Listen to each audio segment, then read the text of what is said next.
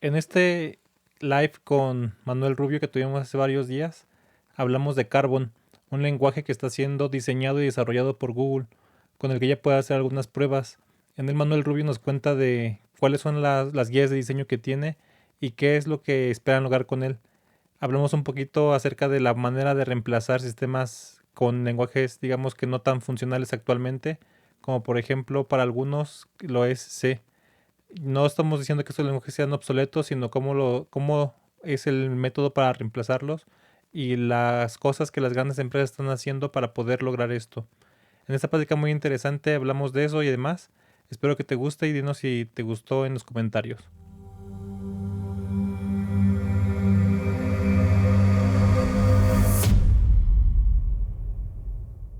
Buenos días, ¿cómo están? Estoy de nuevo aquí con Manuel Rubio, que ya tenía rato que no estabas aquí, ¿verdad, Manuel? Ya hacía Qué gusto tiempo, hacía verte tiempo. hace tiempo, ¿verdad? Sí, pero qué gusto tenerte aquí de nuevo. ¿Cómo te ha tratado la vida, Manuel? ¿Qué dice Europa en estos días por allá? ¿Cómo está el clima? Ah, bueno, pues estamos en otoño, ¿no? Es lo normal. Empieza la lluvia, el tiempo a ponerse un poco más frío, pero vamos, por lo general bien. Qué bueno, muy bien. Pues un gusto tenerte de nuevo aquí, Miguel y Miguel. Tengo problemas con los nombres, Manuel, este, pero de hecho en el título cuando estaba poniendo iba a poner Miguel Rubio, dije no puede ser, pero no sé por qué tengo problemas cuando los dos nombres se parecen. Pero bueno, muy bien, pues hoy venimos a hablar bueno, en el canal estamos haciendo como una serie hablando de lenguajes de programación. Con Camilo hablamos de Moyo. No sé si has visto Moyo, el lenguaje Moyo, Manuel. ¿Ya le echaste un ojito? No lo vi, pero recuerdo que Camilo lo comentó y tuve curiosidad. Sí, sí, sí. Pues está interesante. Y bueno, él me dijo de cosas por no hablar, bueno, por no conocer tanto C++ y nos contó un poquito de C++. Y ya me dieron ganas de aprenderlo. Y hoy venimos a hablar bueno, esta serie va por el lado de los lenguajes nuevos que quieren pues reemplazar a los viejitos, ¿no? Que quieren hacer las funciones que los viejitos o los que ya existen o ya están funcionando eh, hacen, las cosas que esos lenguajes hacen. Entonces, uno de estos lenguajes es Carbon. Y pues yo creo que tú eres la persona que conozco que más sabe de este lenguaje, que más ha estudiado sobre cómo anda ese lenguaje. ¿Nos quieres empezar a contar, Manuel? Sí, sí. Como siempre, un gusto estar aquí contigo, hablando Gracias. de cosas de tecnología, programación y demás.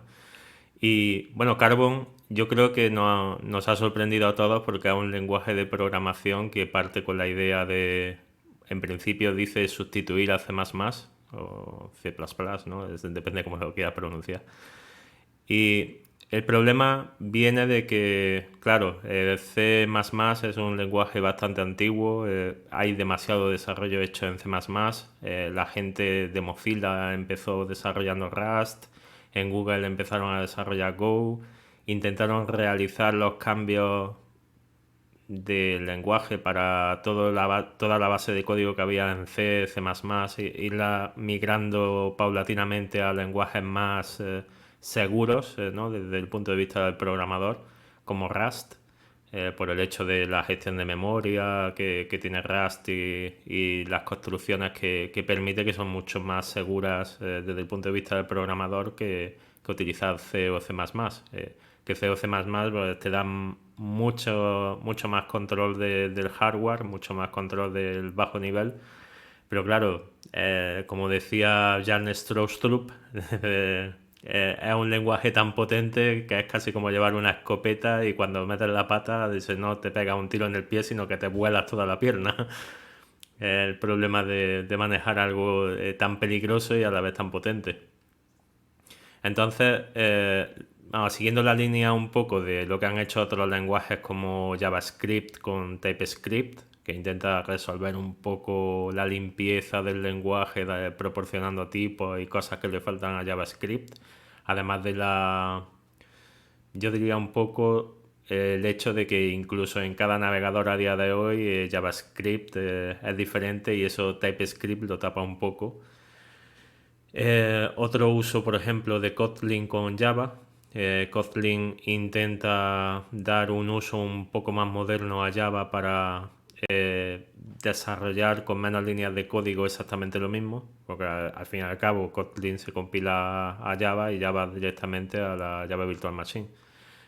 Es diferente a utilizar Scala o Clojure en el sentido de que Kotlin, aun siendo o teniendo una pizca de funcional, no es un lenguaje funcional per se, es un lenguaje que puede equipararse a Java, pero escrito con menos caracteres, ¿no? Y con algunas ventajas como el azúcar sintáctico y demás hace escribir menos. En el caso de C++, pues imagina un gigante como Google que nació hace ya 20 años, ¿no? Puede tener 20, 25. Tiene todo su sistema de búsqueda, o sea, todo su core de su máquina de búsqueda hecha en C++, y de repente dice, bueno, sería bueno actualizar la base de lenguaje a un lenguaje como Rust, como Go, ¿no? E incluso Go está hecho dentro de Google, por lo cual tendría incluso sentido, ¿no? Migrar la base de código de C++ a Go. Pero tal y como dice quien encabezó la línea de intentar modernizar C++ hace tiempo, no recuerdo muy bien el nombre, pero de todas formas era bastante difícil de pronunciar para un hispanoparlante. Recuerdo que dijo que el principal problema era la incapacidad de reescribir tantas y tantas líneas de código de C++ a Rust. Pero básicamente es porque si piensas cuando tú estás desarrollando una base de código, o sea el lenguaje que sea, si tú quieres migrar esa base de código a otro lenguaje diferente que no comparte ecosistema, te ves obligado a ir reescribiendo todo a ese nuevo proyecto y ambos proyectos tienen que trabajar independientes.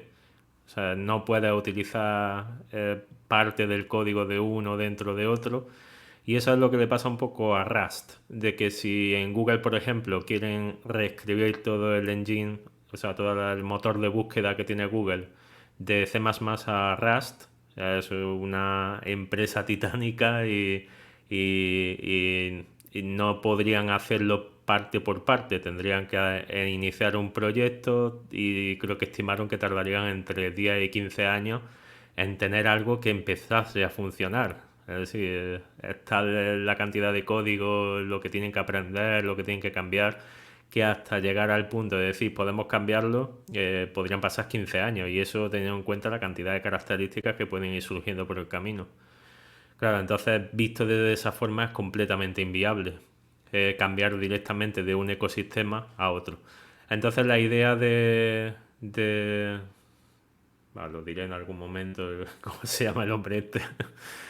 La idea del líder de Carbon que soltó en una C++ Conf, creo que fue, de Estados Unidos, fue que lo que le hacía falta a C++ para renovarse era una serie de puntos, ¿no? Entre esos puntos, pues incluyó un montón de modificaciones que debían de hacerse a C++ para poder ser un lenguaje moderno, ¿no?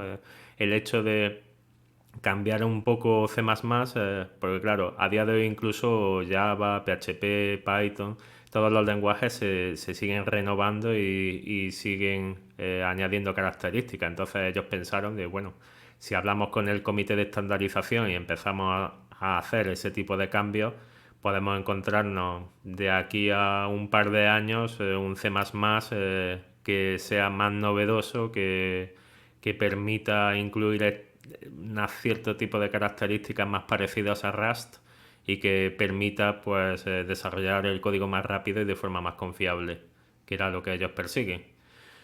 El código de C++, cuando alcanza un nivel de volumen como tienen ellos, llega un momento en que es inmanejable, ¿no? Cada característica que agregan puede romper el sistema al completo.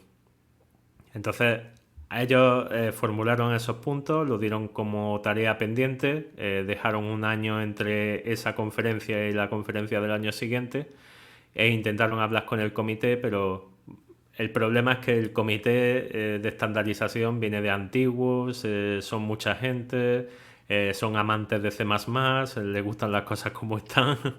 Y realmente el comité estimaba que toda esa cantidad de cambios que sugerían al principio, que bueno, podrían tomarla, pero de ese momento a 20 años en el futuro. Es decir, que tardarían incluso más que reescribiéndolo todo a Rust, ¿no? El tener toda esa cantidad de mejoras. Entonces, pues en el siguiente año, el líder este de desarrollo de C++ dentro de Google dijo, mira, si no es posible tener estas mejoras en C++, hacemos un lenguaje que esté dentro del ecosistema de C++, como Kotlin está dentro del ecosistema de Java y TypeScript está dentro del ecosistema de JavaScript y todos esos lenguajes que transpilan o compilan directamente pero mantienen todavía el tooling del lenguaje al que intentan suceder o compartir el ecosistema, y entonces les da la posibilidad de, agregando ese compilador, esa librería nueva, comenzar a agregar código en Carbon sin necesidad de tener que tirar nada del código que hay de C++. Es decir, ir haciendo una reescritura progresiva de todo el código que tienen a Carbon poco a poco, irlo probando, ir teniendo casi como bueno, la típica deuda técnica, ¿no? Pero sería como cuando tienes que renovar un edificio, ¿no? Poco a poco, fachada a fachada, muro a muro. Y, y su idea era básicamente desarrollar este lenguaje que esté dentro del ecosistema de C++ e ir haciendo las tareas de cambio de forma paulatina. Al principio, pues bueno, la gente tomó la idea como de vas a romper la comunidad de C++. No se lo tomaron muy bien, ¿no? Y en las siguientes conferencias, parte del equipo pues iba dando conferencias en base a qué es lo que hay mal en C++ y cómo lo cambiarían o cómo se cambiaría eso en Carbón. Hay una línea de código bastante significativa que trajo uno del equipo que decía, esta línea, o sea, puso la línea de código en C++, y dice, ¿qué es lo que hace esta línea? ¿No? Y dependiendo del contexto en el que estuviese esa línea, pues eran hasta 6 cosas diferentes lo que podía interpretar el compilador, ¿no? Entonces, ese tipo de ambigüedades que da C++ es lo primero en lo que se enfocaban que querían eliminar. Es decir, que el compilador fuese más simple porque el lenguaje no es ambiguo. Entonces, claro, hay que agregar ciertas cosas como las típicas palabrejas estas de bar, let, y diferentes elementos para el compilador que, claro, a la gente de C++ no les gusta porque vienen de lenguajes que son de los que se llaman modernos, ¿no? Entre comillas. Y bueno, lenguajes que son dinámicos en sí, ¿no? También otra de las cosas que querían integrar era la inferencia de tipos en lugar de tener que ponerlos todos de forma explícita. Y bueno, a partir de ahí pues ya toda la cantidad de sugerencias y trabajos que se están haciendo, que en la página de GitHub del Carbon Language, si te vas a la parte de issues, hay ahora mismo abierto unos 133, y si vas viendo cada uno de ellos, muchos de ellos están etiquetados como Explorer en base a alguien que sugiere una mejora. Y básicamente pues vas discutiendo en cada uno de esos issues si van a trabajar específicamente en implementar eso y principalmente el cómo lo van a hacer, ¿no? Buscan sugerencias de cómo lo hacen otros lenguajes o cómo podrían hacerlo ellos, siempre desde el punto de vista que no sea ambiguo, que tenga sentido y que no termine por crear una incompatibilidad cuando compilan todo eso dentro de un proyecto en C++. Y bueno, aparte de eso, sí, en la página principal pues ya se va relatando de que va a ser un lenguaje que compile usando LLVM, si no recuerdo mal. Sí, a ver, ahí está, ¿no?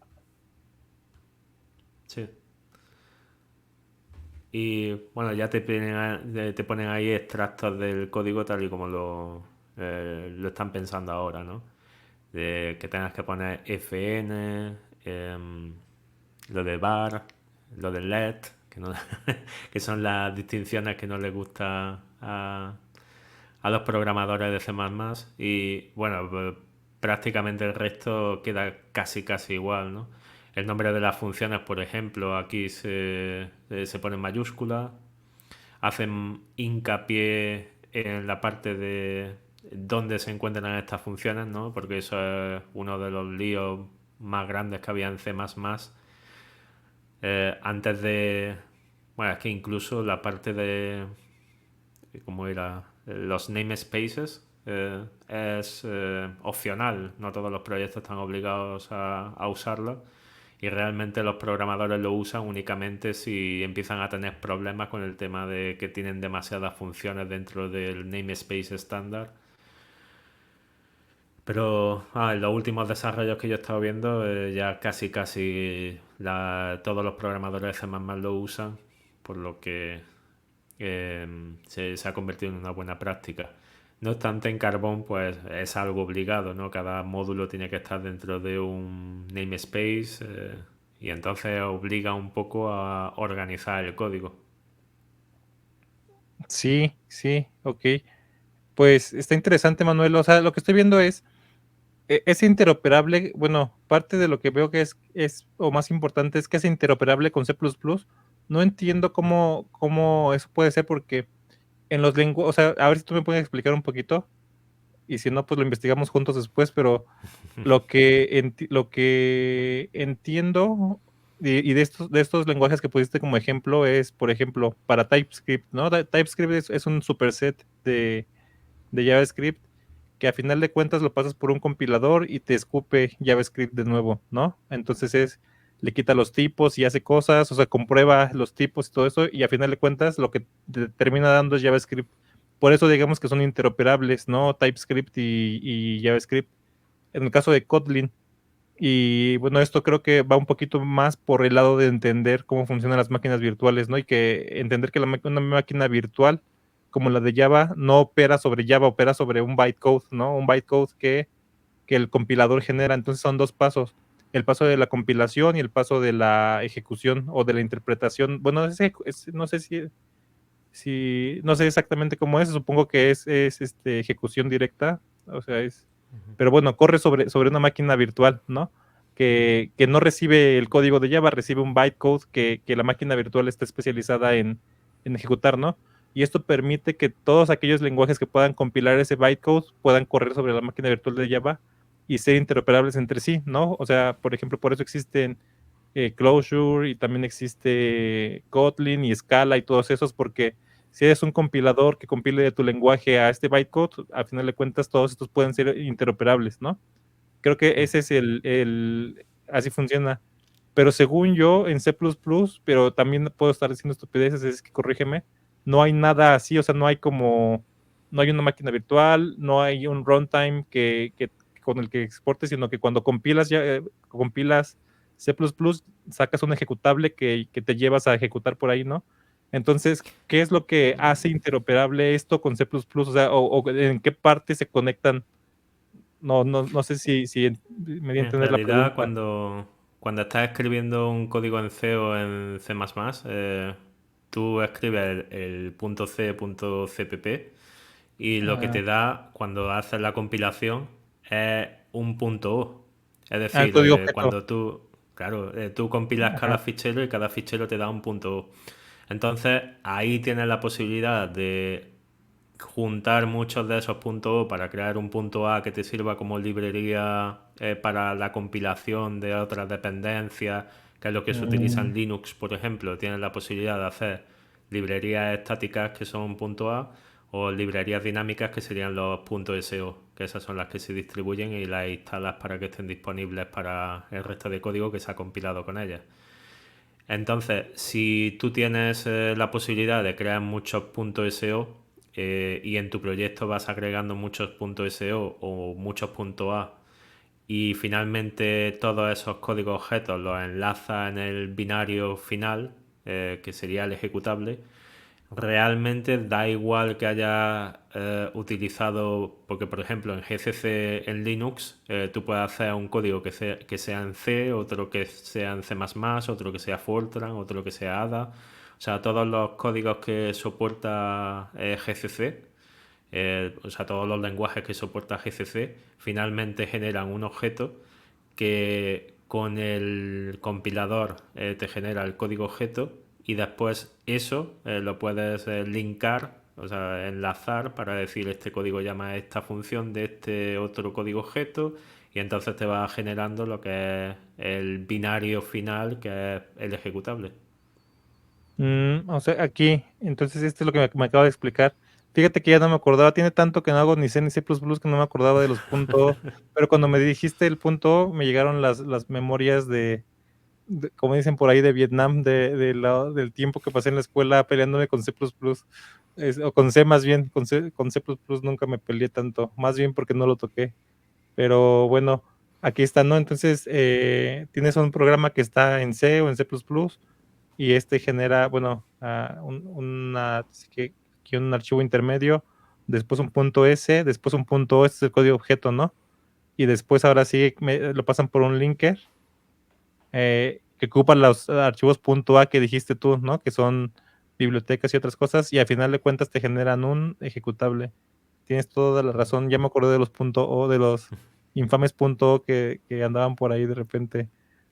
Bueno, en ese Fíjate. gráfico, por ejemplo, el paso a punto S realmente no se da si compilas directamente a punto O. Es decir, internamente es posible que lo haga, pero normalmente incluso todos los compiladores, a menos que tengan una parte de código fuente como es el caso de GCC, normalmente no suelen pasar por el punto S. Muchos de ellos incluso no saben o no pueden compilar al ensamblador directamente. Tienen que pasar al código objeto y del código objeto enlaza al resto.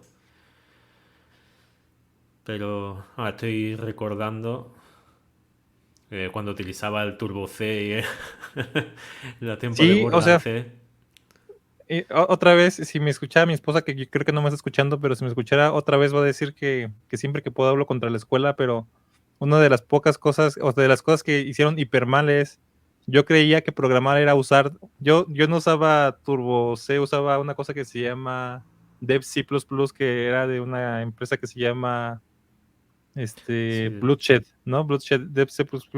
Y haz de cuenta que, o sea, nunca me explicaron que el lenguaje era separado del editor, era esta cosa la que usaba. Y entonces nunca entendí esos pasos de compilación ni esos pasos del punto. Yo solamente sabía que sacabas esos archivos, ¿no? Y le picabas aquí y te ejecutaba el programa y cosas así. Pero nunca entendí lo de los compiladores y todo esto, ¿no? Pero, pero justamente creo que podemos hacer un experimento. A ver, déjame ver si puedo compartir. Creo que tengo aquí un compilador. Bueno, otra cosa que vas viendo a lo largo de los años es que un compilador de C es esencial para todas las computadoras de los desarrolladores, ¿no? O sea, si no tienes un compilador de C, no puedes trabajar, y eso es chistoso porque casi todo lo que instalas ocupa un compilador de C para hacer, en diferentes pasos de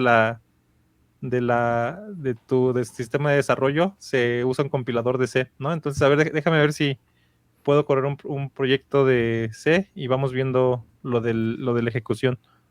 Pero Bueno, de bueno, hecho, si tienes Macintosh o Linux, normalmente, aunque no está obligado, normalmente tiene GCC disponible. Si habrá una consola y escribe simplemente GCC, la ujú, mayoría de instalaciones lo incluyen. ujú, ujú. Sí, o sea, creo que hay algunos que no hay por ejemplo, en C++, en Mac tienes que correrlo eso del Xcode Select Install, ¿no? Instalar las Sí. herramientas de desarrollador. No lo trae por default. pero y también Linux tienes que instalar una biblioteca que se llama, bueno, un paquete que se llama como Build Essential, ¿no? El Build Essential, Sí, eso en para Debian. que trae ahí el GCC y trae todo eso. Pero sí, Mm. mira, Pero a vamos, ver, incluso vamos en a, Macintosh a mí me ha pasado de estar compilando algo en C y justo cuando ejecutas GCC te sale una ventanita de no lo tienes instalado, pero si pulsas aquí se instala. sí, sí, sí, exacto. Son lenguajes que ahí, bueno, aquí voy a empezar a conectar con Carbon, que aquí es donde entra mi duda de si alguien nos va a poder sustituir pensando, o sea, yo creo que van a salir nuevos lenguajes y van a salir nuevos lenguajes cada vez más cerca de hacer las funciones que hacen 6 C++, pero algo que creo que pasa en los entornos es esto que tú dijiste. No sé cómo llamarlo, si el establishment o lo que ya existe es muy difícil de quitar, o sea, tiene raíces muy, muy profundas y es muy difícil de quitar, ¿no? Entonces, ah, siempre la mencionamos esta aquí en el canal, pero es una regla que leí en el libro de Antifrágil de Nassim Nicolás Taleb, en el que él dice que hay una regla que se llama, creo que la regla de Lindsay, la voy a investigar porque no vaya a ser que todas las veces lo estoy diciendo mal, pero dice que respecto a la tecnología y respecto a muchas cosas naturales, mientras más tiempo tenga algo de vida, mucho más probable es que viva ese tiempo, o sea, su tiempo de vida esperado es proporcional al tiempo de vida que ha tenido ya, ¿no? Entonces, el ejemplo clásico son los teléfonos, ¿no? Mientras, o sea, quitar las líneas telefónicas es casi imposible porque han vivido un montón de tiempo, ¿no? No sé cuánto tiempo tenemos con las líneas telefónicas y su tiempo de vida esperado es algo similar, o sea, mientras más tiempo tenga esto en la sociedad, más difícil es de quitar. Y siento que así pasa con 6C++, mientras más tiempo tienen. Bueno, tú que andas en la historia de lenguajes de programación, ¿de qué año es C? Es del 80, ¿no? ¿De los 80s? Mm, C de los 70. 70s. ¿Y y C++ de los 80s? Mm. Sí, entonces imagínate cuánto tiempo tienen arraigados, ¿no?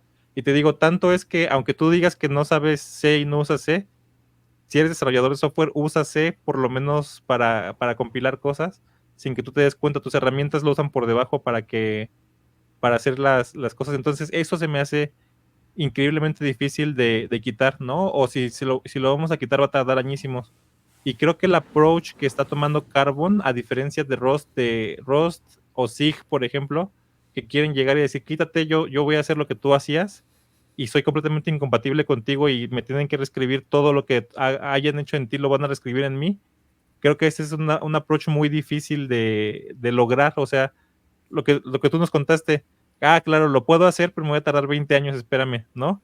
Entonces, no, ¿por qué lo voy a hacer si me voy a tardar 20 años? No, mejor algo que Ah, sea compatible. Y creo que el approach de Carbon es más natural y podría ser así, o sea, si es interoperable entre ellos, si los puedes linkear, digamos, y hacer cosas uno junto a otro, creo que es un approach mucho más sensible y mucho más probable que suceda, ¿no? Si lo logran bien con Carbon, ¿no? ¿Qué opinas? mm. Sí, bueno, yo creo que es el problema de cuando alguien desarrolla algo nuevo que siempre intenta cambiar la forma en la que se hace lo antiguo, cuando realmente los cambios que quieres introducir son internos, realmente no tienes por qué cambiar la parte externa.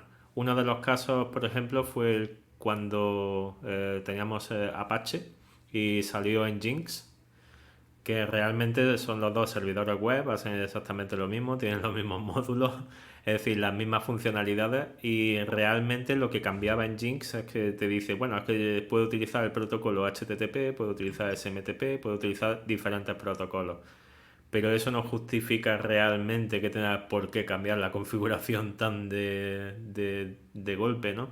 Realmente podrían haber agregado un módulo que permitiese a la gente que ya sabía cómo configurar Apache la configuración para Nginx, y el cambio hubiese sido simplemente desinstalar Apache, instalas Nginx y utilizar la misma configuración. La gente no hubiese notado ningún cambio y estarían utilizando el nuevo sistema porque realmente la parte novedosa estaba en cómo gestionaba las consultas, o sea, las peticiones HTTP. No tiene, o sea, la novedad no estaba realmente en cómo se configura o el formato de configuración. Y vamos, y eso pasa con todo. Lo que decías de Zig, incluso Nimbe y otros lenguajes como V que han ido saliendo estos últimos años, que prometen una forma de vencer, en cierta forma, a C en su propio terreno. Lo hacen bien en el sentido de que son lenguajes en los que es muy fácil escribir código. Incluso otro como Bala, que era transpilado directamente a C y podías utilizarlo para, en cierta forma, con un poco de interoperabilidad, pero no realmente, ¿no? Porque al final el problema que cometen todos estos sistemas es que cambian el tooling para crear los... el tooling para crear los proyectos. Entonces, cuando yo quiero crear un proyecto, bueno, yo tengo un proyecto antiguo en C y quiero migrarlo a Zig, por ejemplo, es lo que tú dices, ¿no? Tengo que reescribirlo todo, pero es que no me deja dejarlo a medias. No es en plan de puedo crear un nuevo módulo o cambiar un fichero de C directamente a Zig e irlo escribiendo poco a poco. No es así, o sea, tengo que empezar desde nuevo, con un tooling completamente nuevo, con una configuración completamente nueva, y entonces la fricción para cambiar de un entorno a otro es lo que te hace dudar si realmente merece la pena, ¿no? Sea un proyecto grande, bueno, incluso cuanto más grande el proyecto, peor, ¿no? Aunque vaya a ser mantenido a lo largo de los años, como es el caso del motor de búsqueda de Google, ese es un proyecto que sabes que se va a utilizar durante muchos más años, que merece la pena cambiarlo, pero realmente por su tamaño sabes que no, ¿no? Y muchos de los casos también incluyen, por ejemplo, el kernel de Linux, ¿no? Que ha habido mucho movimiento para intentar cambiarlo y reescribirlo a Rust, o incluso la máquina virtual de Erlang, que ha habido ya varios intentos de gente que ha propuesto reescribirla en Rust, y no hay forma, pero porque la gente que está desarrollando ese sistema utilizan C desde hace años, son expertos en lenguaje C, no saben Rust, muchos de ellos tampoco quieren aprenderlo, y cambiar directamente el lenguaje, el tooling, la forma de hacer las cosas, lo único que haría es que durante ese periodo de aprendizaje y cambio no evolucione absolutamente nada el lenguaje, o sea, porque básicamente lo que estás cambiando es la forma de organizarse internamente el lenguaje, el cómo se construye internamente, pero realmente la funcionalidad hacia afuera no está cambiando.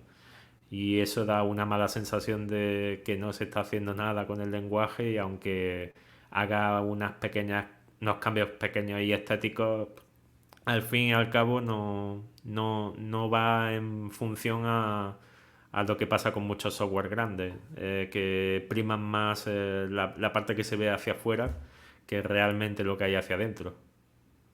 Y bueno, es lo que tiene. Sí, sí, Am- completamente de acuerdo. Creo que eso que tú dijiste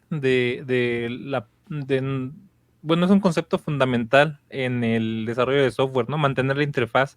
O sea, y bueno, ese es un video que tengo pendiente. Te voy a mandar por ahí el script que estoy haciendo porque me ha costado mucho trabajo para hacerlo, pero sobre la abstracción. Ese video que quiero hacer es sobre la abstracción, ¿no? Y una de las cosas que la abstracción tiene que darnos es la capacidad de mantener ¿cómo se llama? Pues justamente una interfaz con las demás partes del sistema. Y si tú cambias la implementación de esto, pues a los demás partes del sistema no le importan mientras mantengas esa interfaz, ¿no? Mientras mantengas esa parte de ahí, de poder tener cómo se usa, ¿no? Y el ejemplo que diste pues, es perfecto, el ejemplo de Nginx contra Apache es, si hubiera mantenido la interfaz, hubiera sido mucho más rápida su adopción, que a final de cuentas Nginx terminó ganando, no porque siento que Nginx es lo que se usa hoy por default, pero creo que su adopción pudo haber sido mucho más rápida, ¿no? O sea, creo que tienes razón de ese lado, cuando lo importante es cómo cambiaron las entrañas. Entonces, respecto a los demás lenguajes, estoy de acuerdo contigo, pero creo que en los lenguajes de programación hay algo... eh, mira, aquí está Miguel. ¿Qué onda, Miguel? Qué bueno que estás por aquí. Y exactamente, estamos discutiendo ese approach, ¿no? Creo que cuando la parte, lo que tienes que reescribir es poquito, creo que es un muy buen approach, pero cuando tienes un montón de código, ¿no, Manuel? Como por ejemplo Google, que tiene no sé cuántos millones de líneas de código de tener en C++, reescribirlo te va a tomar 20 años. Creo que hacer un approach gradual de seguir manteniendo tu código legado mientras vas reescribiendo partes o vas evolucionando partes, creo que está bastante bien, ¿no? Porque si es todo o nada, creo que puede ser mucho más difícil. Pero yo creo que son dos approaches diferentes que dependiendo de tu estado actual, de tu empresa y de tu proyecto, puedes ir pensando, ¿no? Puedes ir pensando en hacerlos o no. Pero bueno, a ver, vamos a hacer un experimento. Me voy a exponer, Manuel. Me voy a exponer y voy a hacer el ridículo escribiendo C, que tiene años que no lo hago, y aparte,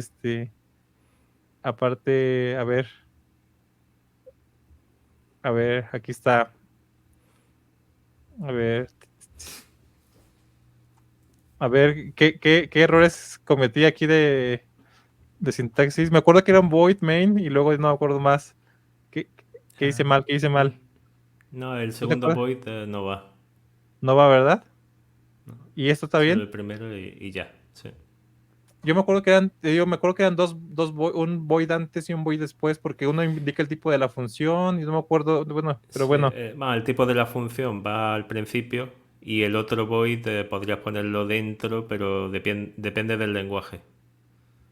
Sí, te digo que yo me acuerdo, o sea, de hecho, esa frase la tengo clavada en mi cabeza, de void main void, pero no me acuerdo por qué tenía un segundo void. O sea, de hecho, lo escribí por memoria, pero no me acuerdo. O sea, de hecho, pensando, dije, ¿por qué es el segundo void? O sea, no me acuerdo por qué, pero bueno, a ver, lo voy a intentar compilar de nuevo. Y dice que un warning porque debería ser int. Sí, estoy de acuerdo, pero ya lo generó. Entonces, ahora vamos a ver qué tenemos aquí. Tenemos el punto out, ¿no? Este punto out es equivalente al O sea, ese es el equivalente al, No, al no, O ese es ejecutable.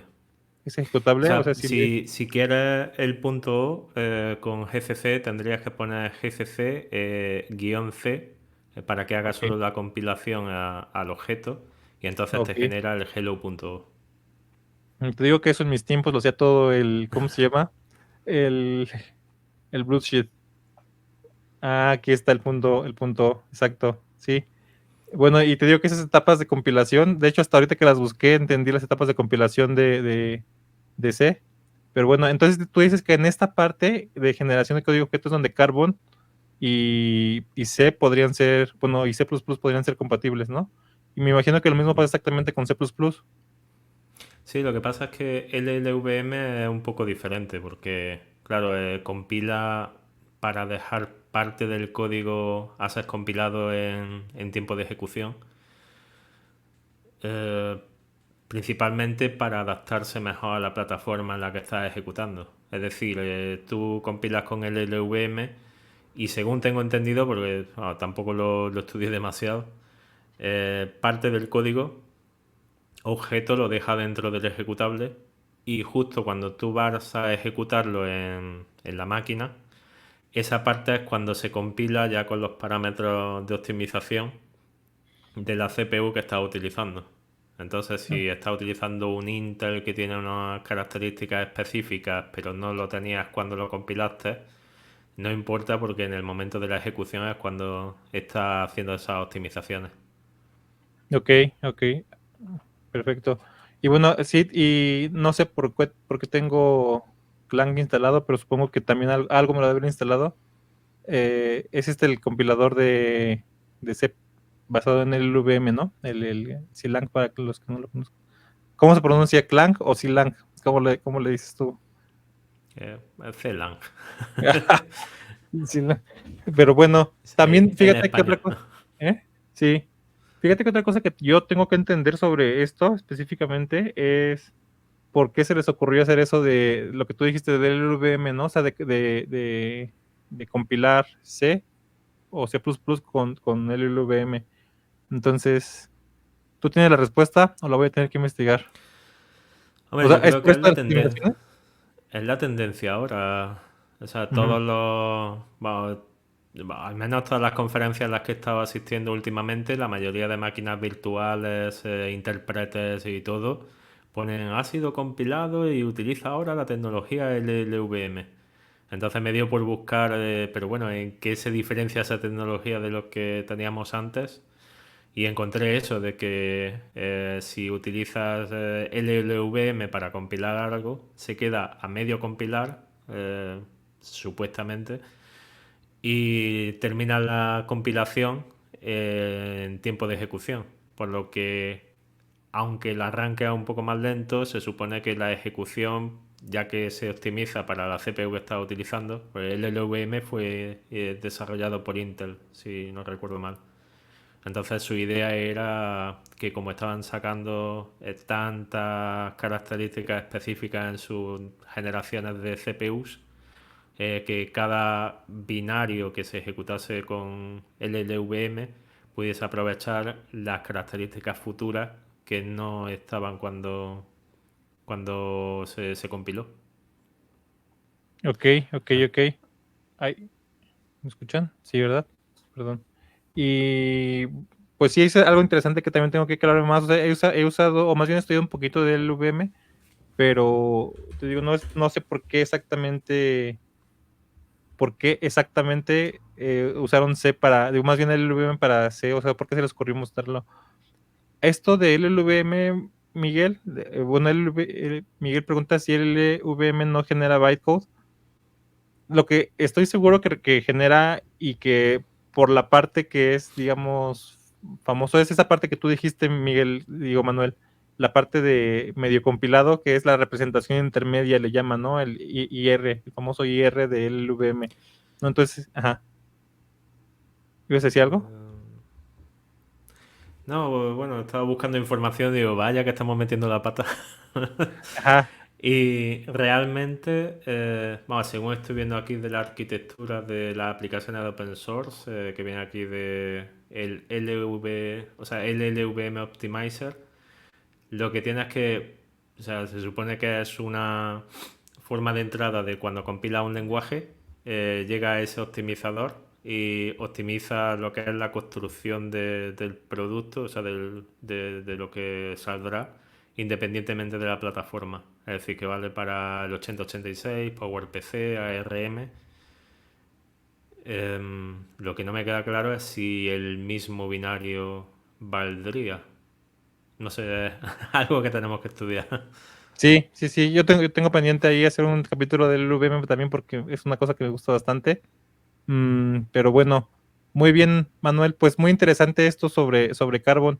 ¿Qué cosas te emocionan? Para terminar, ¿qué cosas te emocionan del lenguaje o qué cosas crees que sí va a mejorar sustancialmente el desarrollo? O, Bueno, yo creo que hay una tendencia ahora de, bueno, tal y como has visto el lenguaje, ¿no? Que tiene una forma que cuando lo ves no sabes si realmente es Carbon o si es TypeScript o si es... O sea, muchos ujú, lenguajes están empezando a utilizar prácticamente las mismas palabras clave, las mismas formas. Yo creo que se está yendo a una convergencia de intentar utilizar las mismas cosas, aunque de diferentes formas.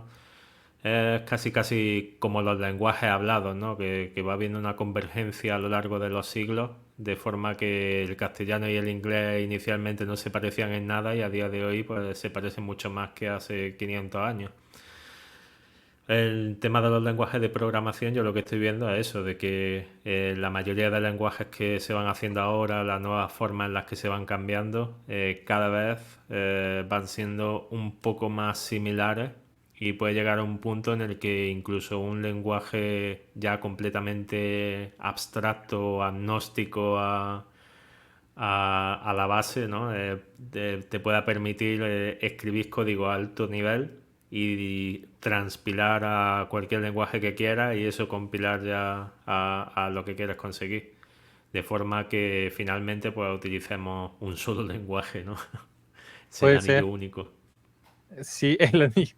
Sí, pues fíjate que ahí tengo mis discrepancias con esa parte de, que yo creo que el lenguaje en sí mismo, y esa es una de las partes por las que es bueno saber tantos lenguajes de programación o diferentes lenguajes de programación, es que el lenguaje en sí mismo cambia tu forma de pensar sobre el problema, ¿no? Entonces, usar ciertas construcciones del lenguaje, usar ciertas palabras o usar ciertos idiomas, como les dicen, no sé cómo llamarlos en español, porque no me suena eso de idiomas, o ciertos modismos de la parte del idioma, te ayuda o del lenguaje, te ayudan a pensar de manera diferente, ¿no? Entonces, tú que programas un montón en funcional, sabes que de seguro tu estilo de programación cuando lo haces en imperativo es muy diferente al de un programador imperativo puro, ¿no?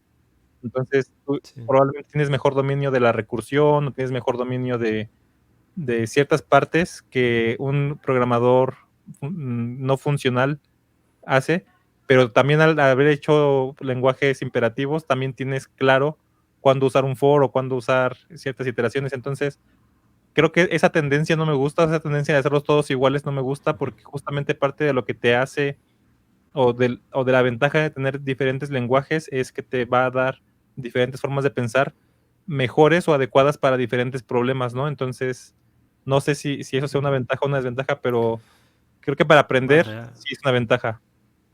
realmente, si lo piensas bien, hay lenguajes ya que lo hacen. Es decir, Python tiene un enfoque que es multiparadigma. Mm. Tanto puedes abrir un fichero .py, no crear ni una sola función y meter etiquetas. Creo que todavía tenía la etiqueta Goto. No, ese era PHP. Eh, o sea, pero eso, de que puede llegar de un código similar al espagueti a uno estructurado, empezar a meter funciones, incluso utilizar las listas de comprensión, MapReduce, entonces ya estaría utilizando un Python más funcional, o de repente empieza a crear clases y ya tienes un Python más orientado a objetos. Realmente, si el lenguaje te da la posibilidad de expresar las cosas de diferentes formas, utilizando una misma forma de expresión, como en este caso es Python, puedes llegar a pensar de forma funcional o un poco más orientado a objetos o mezclar la parte funcional con la orientada a objetos y resolver el problema con diferentes partes pero dentro de un mismo lenguaje. A día de hoy creo que JavaScript, Python son dos de los primeros lenguajes que son completos en ese sentido, de que son multiparadigmas y podrías tener un enfoque más funcional o más orientado a objetos y te valdría igual. Sí, sí te digo, pero yo creo que la importante es que te obliguen, ¿no? O sea, por ejemplo, hay lenguajes en los que no puedes, de ninguna forma usar un for, ¿no? Entonces te obliga a pensar de otra manera. Si tienes la opción, o sea, por ejemplo, una desventaja de programar funcional en JavaScript o en Python es que si lo que estás queriendo es aprender ese estilo, a veces tienes una ruta de escape, ¿no? O sea, tienes la ruta de escape de, pues sí, aquí tengo el for para que haga una recursión, ¿no? Entonces, pero estoy de acuerdo contigo en que, de hecho, esa es una idea que tenemos que platicar también un poquito más con Camilo, que un concepto que me enseñó es pensar en paradigmas actualmente, en lenguajes de programación que se enfocan en paradigmas, no es tan útil porque todos los lenguajes ya es un multiparadigma, ya en todos puedes hacer funcional, por lo menos parcialmente, puedes hacer estructurado y puedes hacer orientado a objetos casi en todos, ¿no? Entonces, pensar en ese tipo de paradigmas o que lo que aprendimos nosotros hace tiempo es los lenguajes se dividen en paradigmas, ¿no? Este lenguaje es funcional, este lenguaje es imperativo y este lenguaje es orientado a objetos. Eso ya no aplica porque todos son todo ahorita. Pero bueno, Manuel, ¿algo para cerrar? Sí, bueno, en principio, completando un poquito más esta última parte, yo creo que o sea, en el tema de los lenguajes, el hecho de que te obliguen realmente es solo una sugerencia finalmente, porque cuando te dicen, no, pero en Java tienes tipos, ¿no? Y bueno, y cuando utilizas void, ahí, igual que en C o en C++, que cuando te dicen, no, pero si utilizan los tipos, y yo he visto a mucha gente que se lo ha saltado con void asterisco y al final le hacen un cast para convertirlo al tipo que les dé la gana y se lo saltan, ¿no? Igual que cuando te dicen de, no, pero la organización en clases, eh, en Java, por ejemplo, lo típico del antipatrón de la clase Dios, que metes con un montón de parámetros estáticos y finalmente tienes algo que es estructurado. O sea, porque si solo tienes una clase, que lo tienes todo con funciones estáticas y se ejecuta directamente sin instanciar nada, al final lo que tienes es un código completamente estructurado dentro de un lenguaje que se supone que no te deja hacer código estructurado. O sea, finalmente siempre hay formas de utilizar un antipatrón y salirse de lo que se supone que no puedes hacer, ¿no? En todos los lenguajes existen esas trampas. Y si están esas trampas es porque al final, de alguna forma, los creadores lo han necesitado. Sí, de acuerdo. De acuerdo. Pero sí, sí, sí. No había pensado en esos ejemplos, pero es chistoso. Muy bien, Manuel. Pues muy interesante. A ver si todavía no está Carbon para que se pruebe, ¿verdad? Todavía no está Carbon para que lo ejecutemos. Nada más están los puros como estudios de diseño. Para producción no, pero si lo bajas, compilas y demás, pues darle, Ah, bueno. compilar los típicos ejemplos y ver cómo funciona. A ver si hacemos una prueba. Pero bueno, muy bien, Manuel. Vámonos a, bueno, yo me voy a trabajar. ¿Tú qué sigue? ¿Qué sigue? ¿Trabajo o qué? Ya, sí, bueno, a ¿O comer comida? ahora y después a trabajar. Listo. Pues vámonos y te espero aquí pronto para un segundo round sobre esto, sobre Carbon. ¿Te parece bien? Dale, dale. Listo. Gracias a todos que estuvieron por aquí. Nos vemos y gracias por su atención. Adiós, Manuel.